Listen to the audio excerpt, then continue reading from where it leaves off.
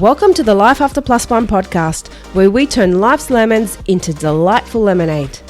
Get ready for inspiring stories, uplifting conversations, and all the tips and tricks to rock your single parent journey with style. I'm your host, Leanne, and it's time to embrace the adventure of Life After Plus One. So, let's dive in. Hello, welcome back to Life After Plus One.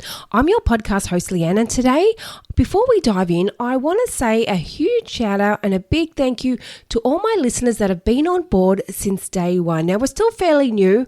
We're still just dipping our toes in the water here, but there are a lot of you out there that have been on board from episode 1, and I love that. So thank you to all you listeners, and also a big shout out to the newbies out there that have just discovered Life After Plus One and have just come on board. So shout out to you all, and thank you for finding us, and feel free to share this show with your single friends. Let's get this into more ears, and let's get all our single friends on board our Life After Plus One community. Now, today's episode, we're going to talk about a little bit of a serious topic, and I don't like getting too serious, but this is a topic that I think we really need to discuss, and it is very much related to single parenting, and that is overcoming narcissistic manipulation.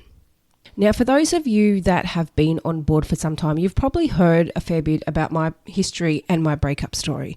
Now, I'm not going to go into too much of that now, but I probably will touch base on a few things throughout today's episode. But just to get started, the word narcissist. Now, I had no idea what that word even was until I broke up with my daughter's father. And it wasn't something just landed on my lap and I just looked at him and I said, "You're a narcissist." It was because the behaviors and the patterns and the things that were happening were just so, do you know what? I don't even know what word to put with it, because it's just so I was going to say unnormal. That's not even the right word to use. Things he was saying and things he was doing were just so out of touch with reality. It just blew me away. And the things that were happening, I'm just like, I'm confused by this. I don't understand how 1 minute someone can love you so much and the next minute you're their worst enemy and they want to see you suffer in every way possible. So it's a constant love-hate relationship. And with my relationship, there was a lot of periods where there was breaking up, back together, breaking up, back together. And I stupidly back then gave way too many chances. And each time we broke up, I was just gobsmacked by the constant change of behavior and the constant up and down and the inconsistency of what was happening. I mean, it was like he was obsessed with me and he just needed me in his life. And the next minute, I was just his worst enemy, and he would have done anything to hurt me and to see me suffer, make sure I look like the bad person. And these behaviors just really threw me, because I understand people break up and I understand people have a falling out, and I understand not everyone gets along with everyone, and that's fine. Relationships don't always last forever, and I totally get that. But what really baffled me was the complete change in behaviors. There was no consistency at all. So that's when I started doing my research. I'm like, what is going on here? How is this possible for someone to behave such a way? This is when I started looking into things. I was doing my research because I was just so caught off guard each time. And I'm like, what is happening? This is just not normal behavior. And so what I started doing is I started to research the behavior. I started to research what was actually happening and what he was doing. And that's when I came across the word narcissist and all these other words that came with it. Narcissistic abuse, gaslighting, manipulation, love bombing. All these things came into play. And I'm like, holy fuck, it all makes sense. And so every time something happened, I looked at it back at this and I referred back to all these traits and what was happening. I'm like, okay, I kind of get it. Because when you're actually in a relationship with someone that behaves this way and you've never heard of it, you don't know what's going on. A lot of the times, because they're so good at making you feel good when it suits them, it's hard to kind of hate them in a way, because they're good at making you feel good. They're good at buying you gifts when it's necessary, when they've done something wrong or something's gone to the shit. So they'll buy you a gift or they'll do something. They'll come back in with the love bombing to make you want to look at them like they're the best person in the world. And they'll try and act like nothing just happened at all. For those reasons, it's easy to sometimes overlook all that negative shit that's happening. because they try and cover it up with the love bombing stages. They will try and buy you something or put on that whole sweet act, make you think that they're the most amazing person ever. And they'll try and cover up all the bad and all the ugly stuff with the small bit of good. And it's so easy to fall into that trap. And that's why, sadly, I did get stuck into it. And I was in a horrible, horrible spiral of that constant breaking up, getting back together, breaking up, getting back together, breaking up. And unfortunately, it did, well, I won't say unfortunate because I'm glad it did happen, but it did get to a point where something really toxic happened, where it pushed me to the point where I literally picked up my daughter and I said, I'm done. I'm not doing this anymore. I'm out. And what happened that day is something that was very unpleasant, and it's something I will not share on this show. But there were a lot of other ugly incidents that did happen throughout that relationship and throughout the breakup, where you're put in a position where you're led to question your sanity. You're questioning your value. You're questioning everything about you, because they're really good at putting you in a situation where you're left to look like the crazy one. They will trigger you and push you and do anything they can with a smile on their face, and you can ignore it as much as you can, but they will eventually push you to breaking point. And when you do finally react, that's when they come out with the crazy card. Oh, look at you, you're crazy. They try and play you as the crazy psycho ex because you're reacting to their toxic behavior. So in other words, they're wanting you to sit back and just take it all on board without saying anything. That's not okay. And dealing with someone like this, it's a massive roller coaster and it's a massive, massive head fuck. And the hardest thing about it is when you walk away from a narcissist or however the relationship ended, the hard thing is that's not where they end with you. They will still keep being involved. They're there. If you've got kids and you're co-parenting, they will do anything they can to step into your life, to control you, to manipulate you, to do whatever they can to fuck you over. And I can guarantee you, if you've left that relationship and you've spoken up about something bad that happened in that relationship, or you've actually spoken about things that they did or ugly traits that they had, and they find this out, they will do whatever they can to hurt you, to see you suffer, because never ever will a narcissist want to look like the bad person. They have an image to uphold. They don't care about anything else but their image.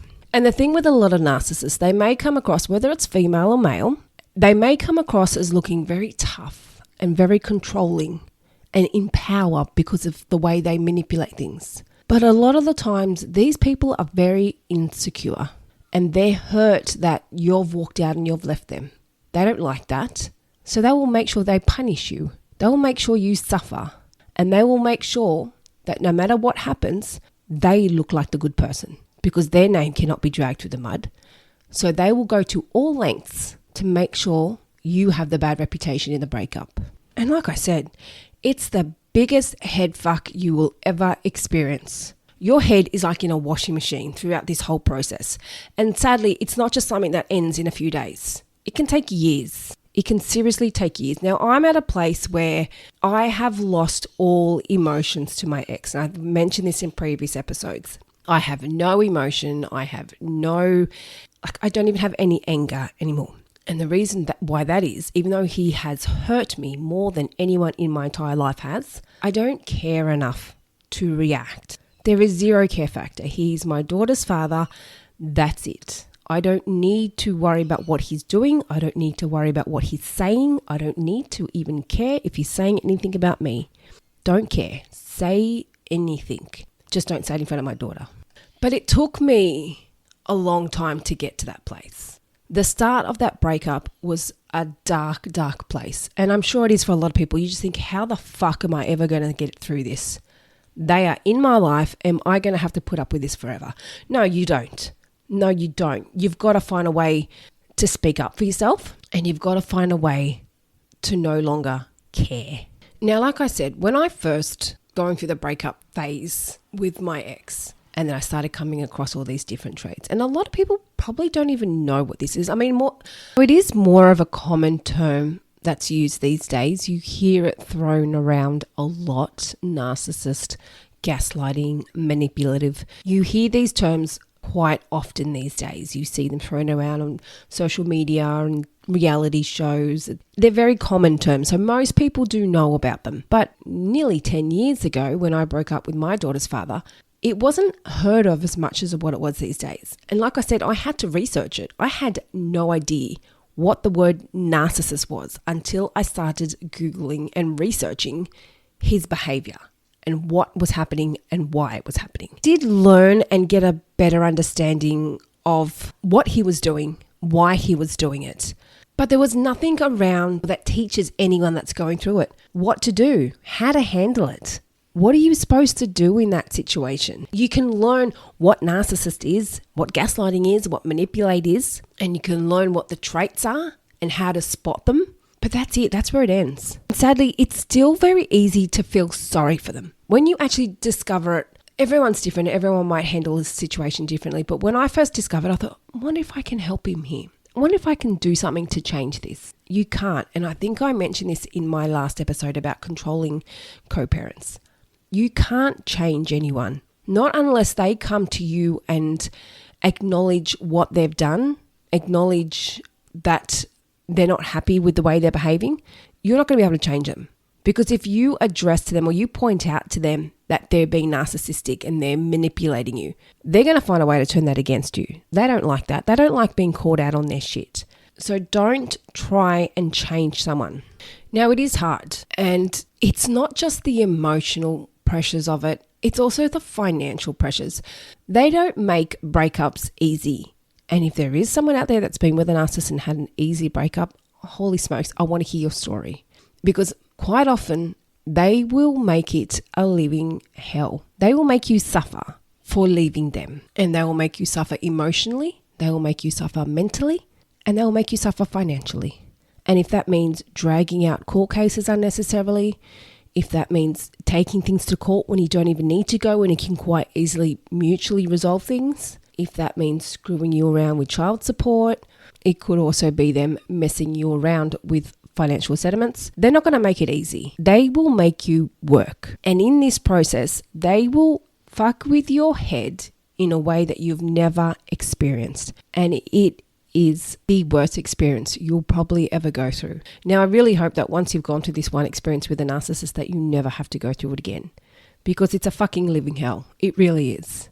And things will happen in the whole process where you might even tell friends or tell other people about what's happened, or you might just talk to people because you want to just vent about what's happened. And things will sound so ridiculous and so crazy that your friends will probably look at you and go, what the hell? Are you talking shit? Because they will do the most insane things.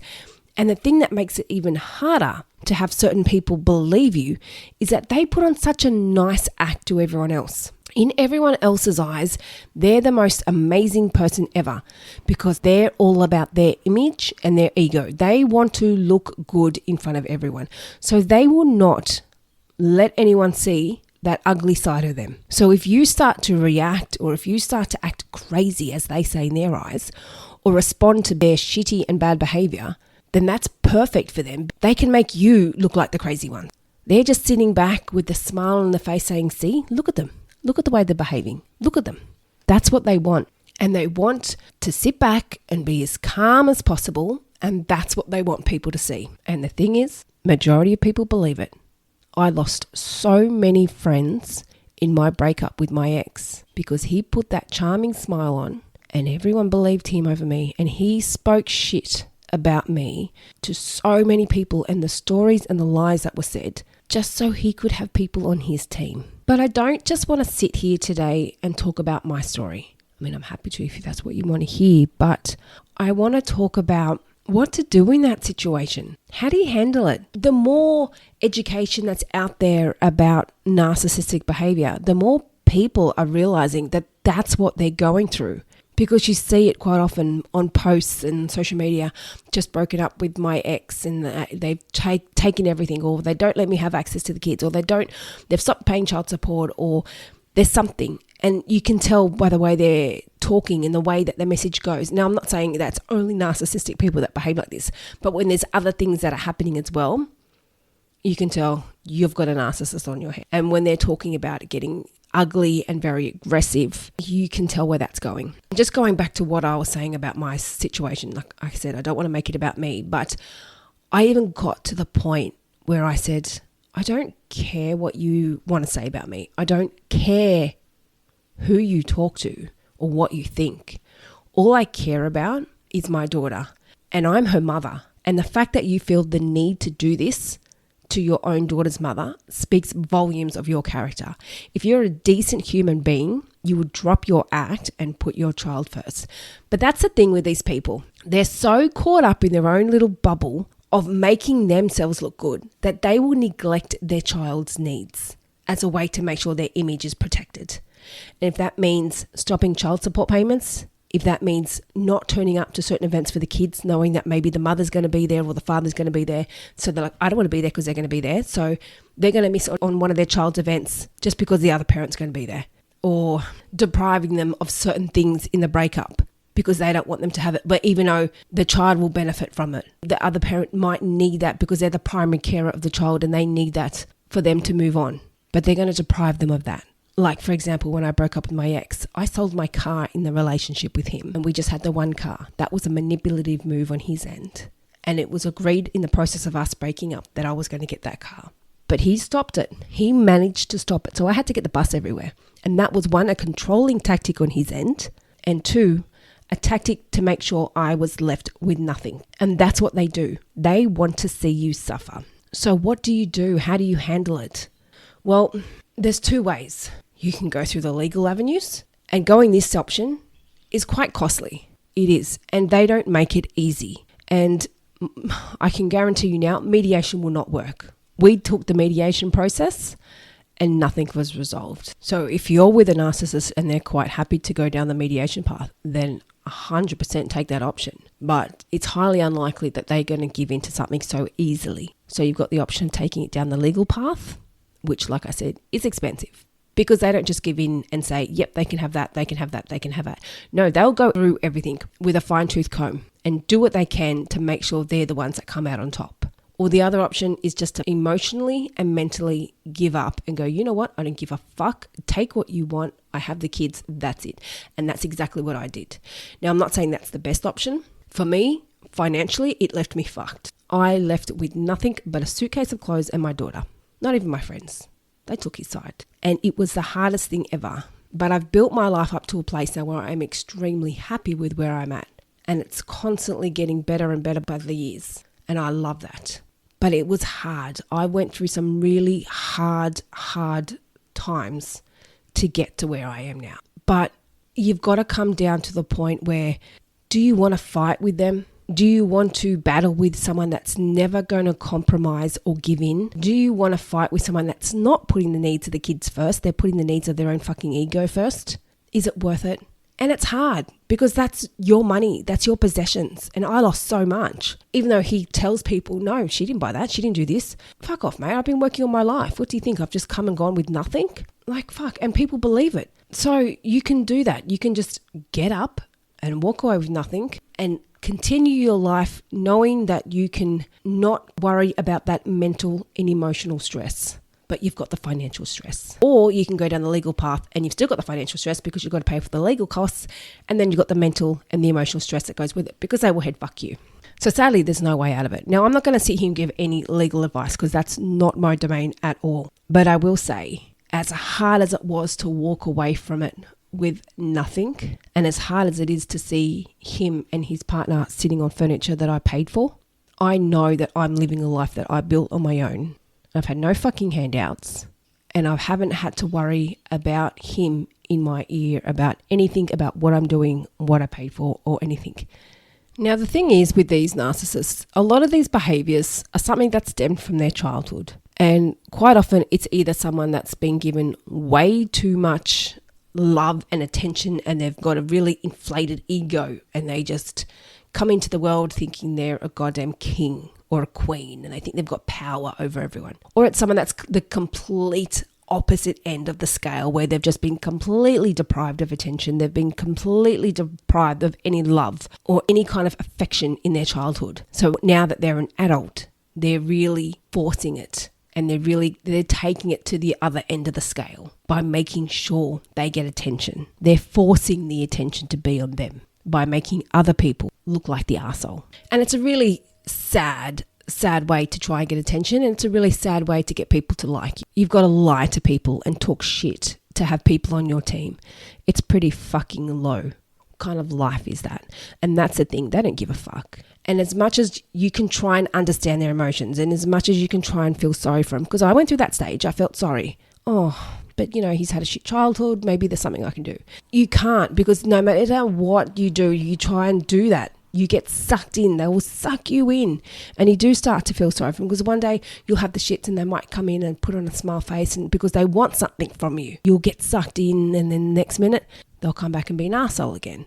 So don't fall into their games of when they try and do that sweet and innocent little thing, because that's their way of trying to get something from you. Don't fall for it, and don't feel sorry for them, because they don't feel sorry for themselves. And it's hard.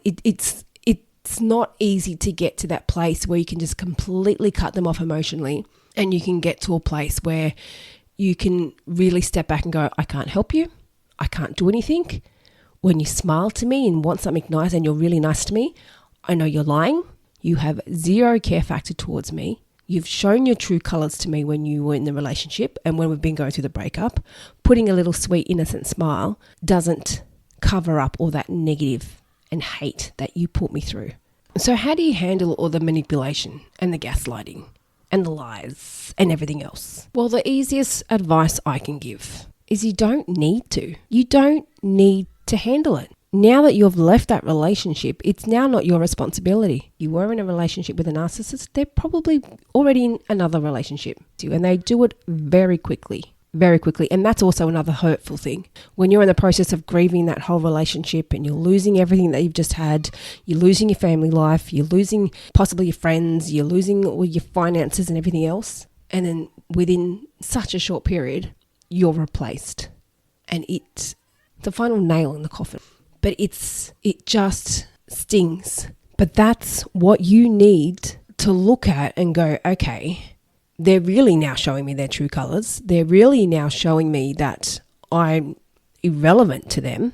Why am I putting any energy into caring about what they think? Why am I putting any energy into work, my life, or my schedule around them? Why am I changing my child support arrangements to suit them when they want a private collect, but I want to go through child support, but I'm doing it to suit them? Why am I changing school pickup time or drop-off times or anything else to suit them when they're not doing anything to suit me? So this is your time that you need to step back and go, okay, I'm an equal parent here. I have value. I have some self-worth, and they can't just walk all over me anymore. This is not okay. So like I said, they will do things to ruffle your feathers, and they will find the most out there fucked up things to say and do to really wiggle their way back in and to screw with your head. But the best advice I can give is just let it go, because the more you react to them, the more they will fight back, because they don't back down on a battle. Narcissists do not back down on battles. They thrive on attention, even if it's negative. Because if they send you a text message that pisses you off, and you send them back a text message that maybe addresses something that they did or responds to their message in a way that's maybe having a dig at them, they're not just going to read it and back down. They will retaliate even harder. Do you want that? Narcissists do not back down. Narcissists do not make your life easy. And narcissists do not focus on anyone but themselves. And if their ego is hurt and you've said something to hurt them or to upset them or make them question who they are, they will not back down. Even if you point out in a message that you know they're behaving like a narcissist, even if you actually find something to say back to them, you might be able to point out to them, oh, but I've seen you do this, or they might question something that you're doing and you might be able to one-up them and say something back. But you've hurt their ego. And even though they've done it to you, they don't give a fuck. What they've done to you means nothing. You've hurt them, and they're not going to step down now. So sadly, everything is one-sided in the world of a narcissist. They don't have the emotion or the mental capacity to look at something from someone else's perspective. They can't empathize with someone else because they've got no even care factor or empathy for what they've been through. Because if they did, they'd probably step back and go, you know what, this is shit, the way I'm behaving and what I'm doing. I need to do something better with my life. And there are some out there that do it. There are those narcissists out there that can step up and recognize their behaviors and actually want to do something about it. But the majority out there, they don't. They don't recognize what they're doing wrong. They don't see anything wrong with what they're doing. In their eyes, they're just protecting their image, and that's all they care about. Even if it means hurting everyone that's in their way, they still don't see what they're doing wrong because they're just protecting themselves and they just want to protect their ego and make sure they look good. And yes, it's extremely self-absorbed, but that's what narcissists are. They are self-absorbed. And the hardest thing is they don't just give up. You can't just get a few text messages from them and then just ignore it and they'll just walk away from you, especially if you're going down the legal path. They will not make that easy. So what do? How do you manage this? How do you live your life again like a normal person when you're constantly getting fucked over by this person that just wants to see you left with nothing? And that's a sad thing. And the majority of the time, the person that's doing this is not the primary carer of the child. So they're wanting to hurt the primary carer, the person that's looking after the kids the most. They want to hurt them and see them left with nothing when they're the one that's looking after the kids. And in a normal world or in a normal person's brain, they'd be like, okay, well, they're looking after the kids. I want them to be okay. I want them to be comfortable because I want the kids comfortable. I want the kids looked after.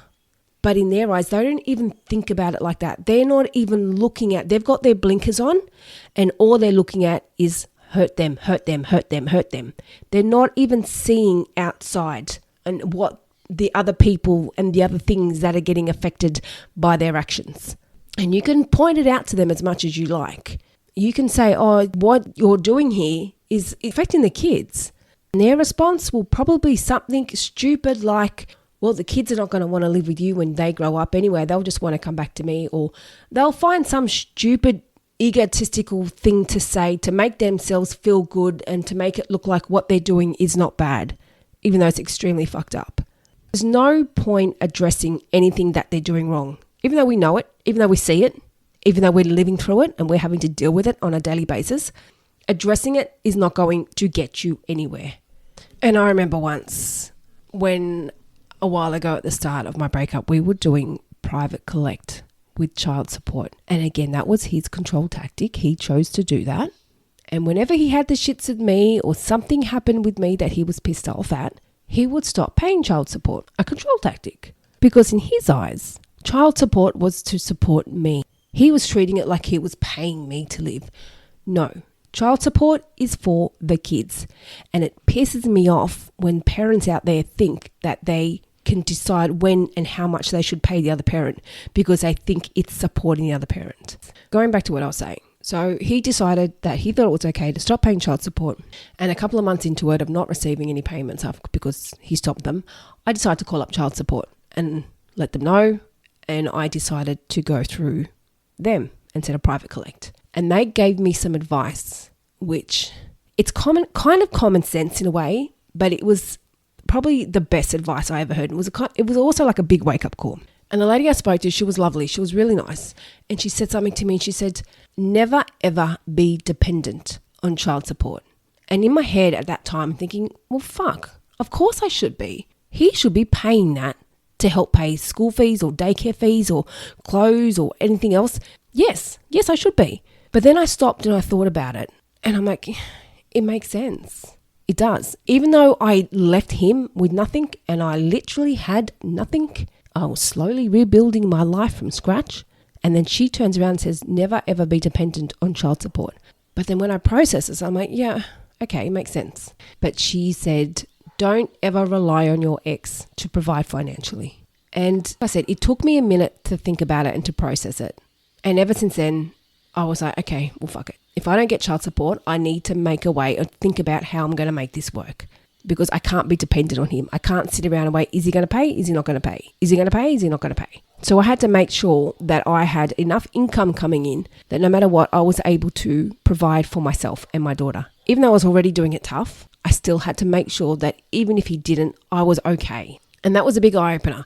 And I know a lot of you people are probably thinking, well, fuck, you should have to. Why should they get away with it? Well, no, they shouldn't. They shouldn't. But you can't make them do what's right. We've just got to focus on what is right for us and what is right for the kids. And even though our ex may not be doing what's best for the kids or may not be doing what's best for the situation and may not be being the best role model as a parent, we've just got to do what's best on our side. And if that means just making do without their child support payments, then so be it. Because if you message them and remind them that they've missed child support payments, they're not just going to turn around and say, oh, sorry, I'll fix that up now for you. Highly unlikely. So the biggest tip I can give when you're dealing with a narcissist is don't chase them for anything. If you can go down legal avenues or your government agencies or deal with it through other people where you don't have to contact them, do it. Whether it be child support agency, mediation, send a link, a lawyer, or someone else that's able to offer you some government-based advice from one of those agencies that link to any sort of parenting or anything, then deal with them, contact them. Because trying to negotiate or compromise with a narcissist doesn't happen. They don't just give in. They don't just turn around and do what's best for you unless they're one of the rare few that are actually woken up and realize that they're acting like a fuckwit. So when you are going through a breakup with a narcissist, don't seek advice or support or compromise or negotiation through them because you're not going to get it. They will just mentally destroy you. And when you're pissed off, you're going to retaliate. When you retaliate, they will come back twice as hard. And if it means cutting you off financially, if it means depriving you of things in the settlement, if it means screwing you around with the kids where they've got the kids and they stop you from seeing them, or they don't come and visit the kids because they're just being an arsehole and they don't want to see you, so they just choose not to be involved and they just choose to disappear. And that's the thing. They go from one extreme to the other. So if you retaliate or if you vent to them or get pissed off and you try to put your foot down and tell them what you think, as much as you think you're standing up for yourself, and you are, and so we should. We're all entitled to stand up for ourselves and have our own opinions, but it doesn't work like that when you're dealing with narcissistic ex. And it's hard. They may send you random bullshit messages, like they may see you out somewhere. They may have a friend that's come across your profile on online dating, so they think it's okay to message you and make you feel shit about that. They will do what they can to make you feel shit. And it's hard because you're already feeling shit because your relationship's broken up, your family's just broken up, your marriage is just broken up, and your whole world has just shattered. So you already feel shit, and here they are, just still digging deeper. And you just think, when the fuck is this going to stop? When is this going to stop? It stops when you stop responding. I mean, it may not stop completely, but it makes it easier. Don't give them attention. Narcissists thrive on attention. And like I said before, doesn't matter if it's negative attention.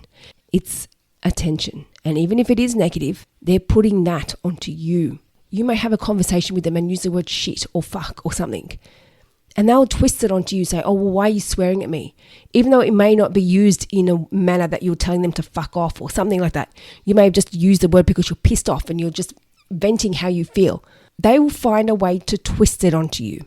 And especially if you are going down a legal path, you don't want that. You don't want shit to find a way to twist it onto you because of manipulative text message that they've sent you to screw with your head. Then you've got the shits and you've decided to retaliate, and now you're ripping into them with these text messages. And for them, that's golden. They're like, well, fuck, we're going to court. I'm going to show them this. So be smart. And like I say in previous episodes, treat your ex like a business partner. There's no emotions. There's no feelings. Like, you're dealing with someone at work. You're making a sale. You're making a deal. You don't get all upset and think, oh no, what if they think this, or what if they think this, or you don't all of a sudden get the shits with them and start telling them to fuck off or piss off or you're an arsehole or this. You don't treat a business partner like that. So that's how you got to treat your ex. No emotions, no feelings. Treat them like it's a business deal. Yep, that's fine. Thank you very much. And that's how you communicate. Even though they will piss you off, they will hurt you as much as they can, the more you react, the more they will come back. They don't stop. And the hardest thing is you want to speak up for your kids, because that's what I did. I learned not to give a fuck what was being said about me and how he kept telling me I was a bad mom and I was this and I was that and my daughter would never want to live with me when she grows up. And I got told everything you can think of. And even though I got to the point where I just didn't give a shit, it didn't faze me. But it pissed me off because it was starting to affect my daughter. And that's when I started speaking up.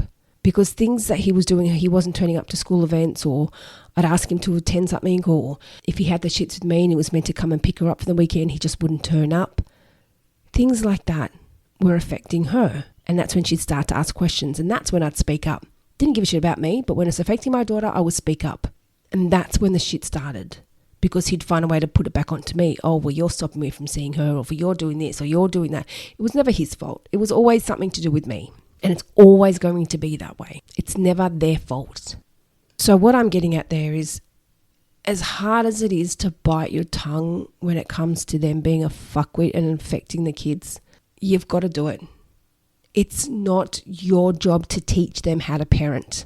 And even though the kids might start to see things, the kids might start to ask questions, you can't change them. You can maybe point it out and address it. And if they don't acknowledge it, they don't do anything, then that's on them. You can't keep forcing it, because their ex is the last person they're going to get advice from. You just like to hope that maybe they've got a new partner and they're smart enough to point these things out to them.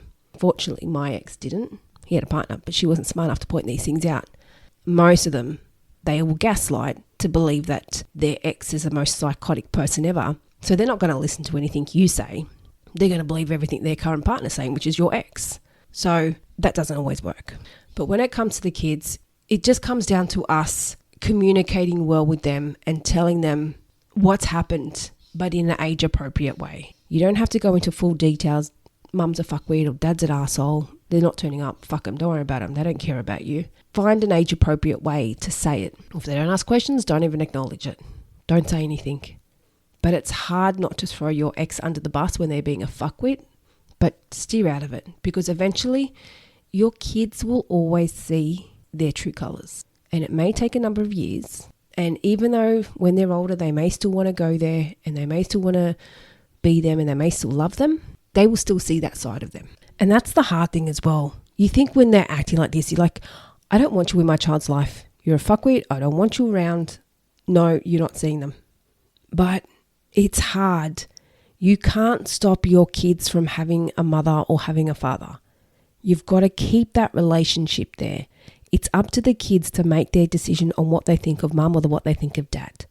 It's not your job to tell them the issues that you've had between your relationship and what you think of your ex. Because what you think of your ex is your opinion, but what your kids think of them is their opinion. You can't put that onto them. They will work that out in their own time. And even though it's hard to see your kids go to their house and they may come home and think that dad's the best thing and mum's the best thing, but in your head you're thinking they're nothing but a fucking arsehole. And it pisses you off to see them come back so happy. At the end of the day, you've just got to look at it and go, the kids are happy and that's what matters. They're involved in the kid's life. They're being a father or they're being a mother, and that's all you've got to focus on. Your issues between your ex and you are not relevant to what's happening with them as a parent and you as a parent. They're completely different situations. And even though they might be being a fuckwit to you, and even though they might be doing things that is depriving the kids of certain things, or depriving payments which affect the upbringing of the kids, or anything at all that's related to them. They may be doing fuckwit things that affects them, but it affects them indirectly, so the kids aren't aware of it. But even though it does affect them and we see that, in their eyes, that's not what they're doing. In their eyes, they're just hurting us. But still, even hurting us is wrong. Even hurting the other parent is wrong, because that's the parent of their child. Why is that okay? It's not. But they're never going to see that side of it. So you can't change that. You can't force them to see your opinion or your perspective of it. You can't force them to have any emotions or to be empathetic or understanding. It's not going to happen. The only way to manage it is to steer clear of the bullshit as much as possible. Don't get involved in any fucking unnecessary drama. And a lot of this does relate to previous episodes, but don't retaliate with their bullshit. And as hard as it is, just a lot of it is meaningless. And some of the things they will say to you, they're just so out of this world stupid. And sometimes you will just read comments or texts or something that they've sent to you. You're like, what the fuck are you saying? That doesn't even make sense. But they will try and hurt you so much. They'll just say the most stupid and outlandish things. You're like, where the hell are you pulling this from? And a lot of times they will say things which is just, it's them deflecting. They will put their issues or their insecurities onto you to make it look like you're the one in the wrong. Like they might say to you, oh, they're never going to want to live with you when they grow up, like referring to the kids. But deep down, that's them worried about the kids not wanting to live with them because clearly the way they're behaving. So they're reacting from a place where they didn't have any love and affection as a kid. And they're now worried that when the kid grows up, they're not going to give them, again, any love and affection. So they didn't get it as a kid and they didn't get it as an adult. So they're projecting that onto you. They're projecting their issues and insecurities onto you, trying to make you look like the bad parent, when really that's their insecurities. Don't fall for it, because they will do it. They'll accuse you of doing things or project shit onto you. And you're like, it doesn't make sense. I would never do that. Or that's just not possible. But you know it's them projecting their shit. And they're trying to make you feel like shit. They're trying to erode your self-esteem and destroy you in every way possible. And if you keep acknowledging it and if you keep responding, it will fuck with you. It will destroy you mentally and emotionally. So to be honest with you, I wish I had advice like this when I broke up with my daughter's father. Someone just to tell me, Leanne, just don't worry about it. Don't worry about it. It doesn't mean anything. But it's hard when you're in such a place where you're so hurt, you're confused, you're upset, you just want answers, you just want an apology, you want to know what's happened. And then they start just attacking. So you're like, fuck this, I'm not going to tolerate this. So you retaliate. And then it's just a back and forth ping pong match with fucking attacks and digs at each other, which goes nowhere but gets you pissed off. And they're probably not pissed off because they don't give a shit. They're just like, look at them, psycho X. Look at them. Why are you swearing at me? That's what they'll start saying, shit like that. But just remember, the shit that they're putting onto you is their insecurities. Don't try to prove a point and don't try one up them, because you will not win. If you try one up a fucking narcissist, they're going to come back at you. If you try to prove a point to them, they're going to come back at you. Or they'll put the blame on you, or they'll put something on you and make you look like the fuckwit. It's not just an easy thing where they go, oh, they've said that. Okay, no worries. They don't just give in. They don't just apologize. They don't make your life easy. And as much as we would love to make that process easy, as much as we'd love to see them change or to make it easier or to put the kids first and to focus on other people besides themselves, it's not going to happen. So the only way to make that process easier is to focus on you and to focus on your kids. And that's it. And that's going to mean turning a blind eye to a lot of things. And that's not easy. It's going to mean being the bigger person. Do you really want to be the bigger person when you're being treated like an arsehole? No, you don't. You just need to remember the only people that are important to you in this situation is you and your kids. And that's it. That's it. Focus on doing what's best for you and your kids. Having a fight with your ex is not what's best for them. Proving a point and trying to one-up them, it's not what's best for them. Remember, would you do that to a business partner? Would you want to prove a point to them?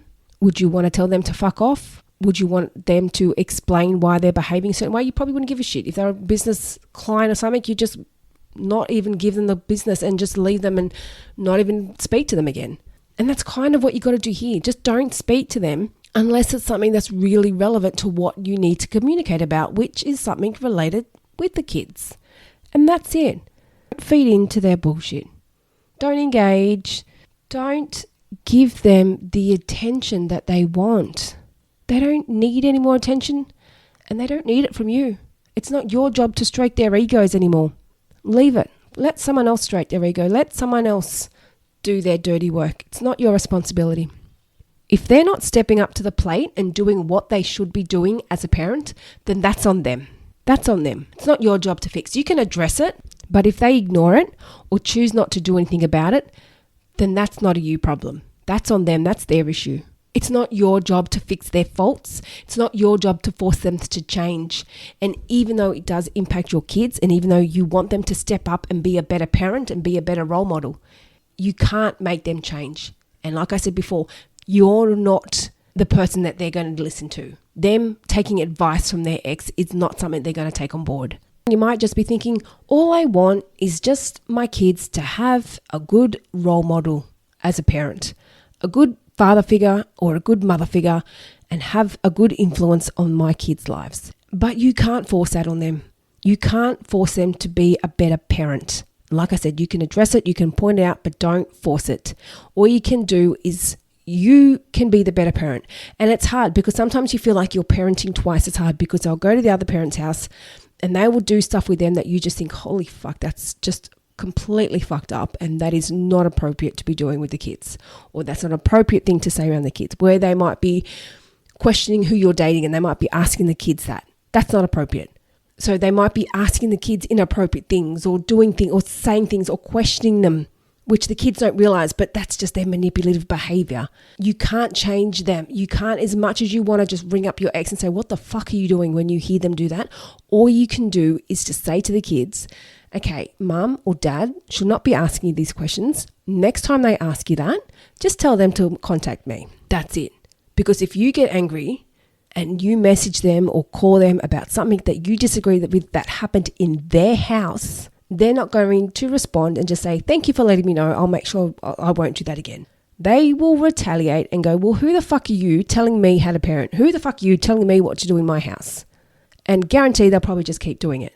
So if something happens with your kids in their care that you don't agree with, you can't rip into them about it. Your job is to sit down with the kids and say, okay, this is how it should have been handled. If that happens again, this is what you can say, and just make sure you let me know and we can work out how to handle it in the future. And the older the kids get, the more the kids will see what they're like. They will see their true colours. And it's not about forcing it. It's not about wishing it on them. It's like, oh, I can't wait till they see their true colours of their father or their mother and what she's put me through. I can't wait for that to happen. You don't want to wish your kids to hate the other parent. You don't want that to happen. Even though we may hate them or you may think that their mother or their father's the biggest arsehole in the world. You don't want to wish on your kids finding out the truth and hating the other parent. Because they might have been an arsehole to you, but they may not directly be an arsehole to the kids. Let them have their moment with the kids or their moment with the other parent. That's it. And eventually when you get a new partner, maybe you've got one now already, but when you do move on with someone else, that's when you can show them what a healthy relationship is. That's when you can show them how things should be. And whether it may be a boyfriend or a girlfriend, and they could eventually, once you've been together for a while, come on as a mother figure or a father figure. Now, I'm not saying that they're going to come in and they're going to be their new father or they're going to be their new mother. I'm not saying that. But usually when you're with a partner and you have kids there, they will step in as a mother figure role. Not necessarily be their mum or not necessarily be their dad, but they'll take on that figure role. And then they will see, okay, this is how it is. It doesn't happen like that at mum's house or it doesn't happen like that at dad's house. That's what a healthy relationship is. And that's what I'm saying. It's not about forcing things on the kids or forcing opinions or making the kids hate the other parent. They will see. And it's your job just to teach them healthy relationships, healthy boundaries, knowing what's right. And they may eventually still grow up to love the other parent. And that's okay. They may not grow up and go, oh, I hate mum, I hate dad. They may still want to be in the other parent's lives. And that's okay. You can't force them to not want to be. But they might love them in a different way. But just because they handle things different to us doesn't mean their child should hate them. It's not an easy concept to grasp. But to do that, you've really got to be in a good place in yourself. And a lot of people don't like that because they feel jealous. Oh, I don't want them to have a better relationship with mum, or I don't want them to have a better relationship with dad. It doesn't matter. It's not a competition. It's not a competition. We want the kids to have both parents in their lives. Even if one acts like a fuckwit, they were a fuckwit to us, but they're not a fuckwit to the kids. And that's what you've got to remember. So it's all about communicating healthy boundaries with the kids, communicating to them. If they come back and they complain about something that happened at mum's or they complain about something that happened at dad's, sit down and talk to them and communicate, okay, this is how we should deal with it. Next time it happens, this is what you say. And it comes down to having healthy boundaries with our ex. Don't tolerate the bullshit. Don't feed into their toxic games. Don't retaliate. If they try and say to you, fuck you, I'm taking this much money and you're only getting this much. If you start doing tit for tat, it's not going to get you anywhere. Sometimes it's easy to say, okay. And the hardest thing is just to not get angry. Do not get angry. Because if you're getting angry, they're just going to get angry back. But if you're not angry at them, you're just responding in a completely neutral tone, they can't get angry at you. I'm now at a place where my ex now says please and thank you to me. Or when he picks up my daughter or something, when she's getting dropped there, he's like, oh, thank you. I'm like, oh, where's this coming from? Because I've now put down boundaries. He knows where I stand. He knows I don't take bullshit anymore. Before, our pickups and drop-offs were all fighting and drama and negativity, and it just left me stressed every time I had to deal with him. Now our contact is extremely minimal. And when it is, it's all about pick up or drop off time with my daughter, and that's it, because he knows I no longer communicate with anything else. And so just touching on this just a little bit before I wrap it up, one of the biggest things I want to emphasize is just to remember to keep your emotions in check and keep your ego in check. It's very easy to get pissed off at the other parent and decide that kids should not go there. I don't agree with that unless there's something extremely serious that's happened, but I don't agree with depriving the kids of having the other parent just because something happened between you two. That's your issues, not the kids. And even though they've been manipulative and gaslighting and done everything possible to destroy you under the sun, like I said, I know I've been there. I'm not dismissing anyone's feelings or emotions. It's fucking hard. But fuck, life is easier when you get to the point just to not give a fuck. It's so much easier when you learn not to even respond. Why do you care what they think? Why do you need to prove a point to them? It's so much easier. And like I said, I'm now getting pleases and thank yous when we used to be at a place where it was just constant fighting. When you learn to not argue back, they have nothing to argue with you about. When you learn to not respond, what are they going to say back to you? It is hard when they're getting vindictive and trying to take things from you and trying to hurt you and trying to see you suffer and trying to take everything from you. But don't contact them. Don't. And as hard as it is, try and speak to someone. Speak to myself. Speak to a psychologist. Speak to someone that can help you. I'm here if you need to talk. But don't vent your anger out on your ex when you've already got all these emotions that you're dealing with, because it won't help your situation. And especially when you're going down the legal path, keep it in a professional manner and let your ego go. Don't worry about their childish behaviors. Don't worry about what they're trying to do as much as it hurts you. As much as you're sitting there thinking, I've got fucking nothing and they're still trying to take from me and they're still trying to hurt me. Don't engage. Don't engage. Don't give them anything to fight about. Don't. And set your boundaries. If they start interfering or they start doing shit that's not okay, step up and say, this is not okay. I'm not responding, not accepting this. And only communicate when it's necessary. And if need be, when you're still going through the early stages and you're still really pissed off and angry and you've got all these emotions going through your head, then maybe communicate through someone else, whether it be your mum or a sister or a close friend. Get them to message or correspond. If it's a situation where you're just going to get triggered and you're going to get pissed off every time they communicate with you, then get someone else to do it on your behalf. If that means keeping your mental and emotional state in a healthy place, then do that for a while until you can actually learn to not let it faze you. But that's the biggest thing about dealing with a narcissist and trying to move on, is getting to a space where you can learn to not let it faze you, because I can guarantee you don't faze them. If anything, they may be jealous of you. They may be jealous that you got up and left and you've left them behind and they're feeling hurt. They're feeling neglected. How dare they leave me? Because they've already come from that childhood space where they've already felt neglected and they've felt like everyone was hating on them. Now all of a sudden their wife or girlfriend or husband, whoever it is, has just walked out of them. So they're hating on you at the moment. They're hating on the world and you're going to suffer because of it. but don't feed into it. That's their emotions and they need to sort that out on their own. Don't let them use you as their verbal punching bag. It's not okay. What I'm getting at is here, you can't change a narcissist. You can't change how they react. You can't change that they have no emotions or care factor or consideration to anyone else outside of them. You can't change that. You can't point that out in them because they won't see that. In their eyes, they're not doing anything wrong. They're just protecting their image. You can't change anything about them. The only thing you can change is the way you handle the situation. And the best way to handle the situation is to have minimal contact whilst you're still angry and pissed off and hurt. Keep it to a minimum, or like I said, get someone else to message on your behalf, even if it's from your phone and they think you're messaging. But if someone else is messaging on your behalf, they won't have that anger or that frustration or the emotions involved like you do. So get someone to do that. And then work out a way that you can get to a place where you're not bothered by anything that they say or do. And it's hard because they will just turn off the switch to your relationship like it's nothing. 1 minute you're deeply in love, and the next minute you're their worst enemy. And it's hard to process that. It's a very difficult thing to process. Hold on a second. Just days ago, I was a love of his life and now he wants to see me hurt as much as possible. He wants to see me suffer, or she wants to see me suffer. It's a hard thing, but you've got to learn to let that go. It's not something wrong with you. That's just them. That's where they're at. That's the narcissistic behavior, and it can't change. It can't change.